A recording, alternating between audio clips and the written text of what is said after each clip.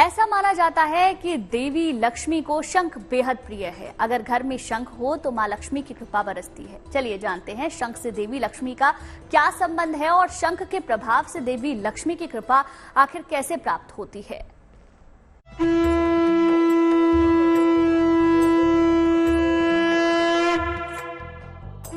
एक ध्वनि जिससे बरसेगा अपार धन,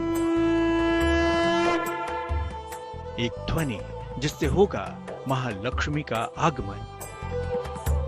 धन का प्रतीक है शंख। शंख को चंद्रमा और सूर्य के समान ही देव स्वरूप माना गया है। कहते हैं कि जहां शंख होता है वहां धन हानि नहीं होती। शंख के वास के साथ साथ मां लक्ष्मी का वास अपने आप हो जाता है।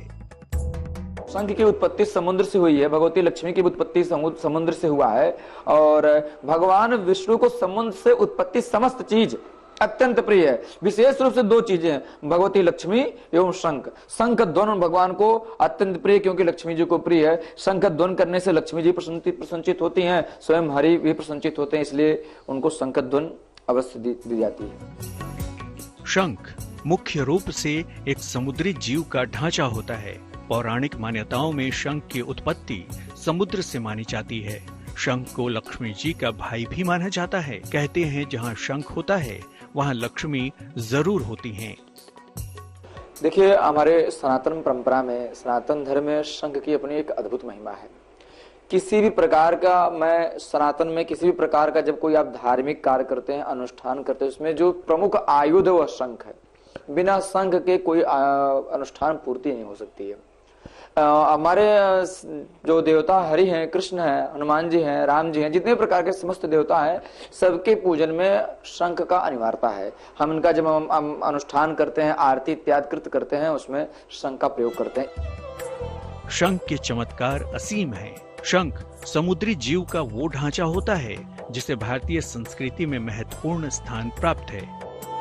शंखनाद के द्वारा ऐसा शास्त्र कहता है, विज्ञान भी इस बात को मानता है, शंख के ध्वनि से जो ध्वनि निकलती है उसमें तरंगे निकलती हैं, नकारात्मक ऊर्जा नष्ट हो जाता है। हमारे यहाँ जो नकारात्मक ऊर्जा में भूत प्रेत इत्यादि वो दूर दूर तक भाग जाते हैं।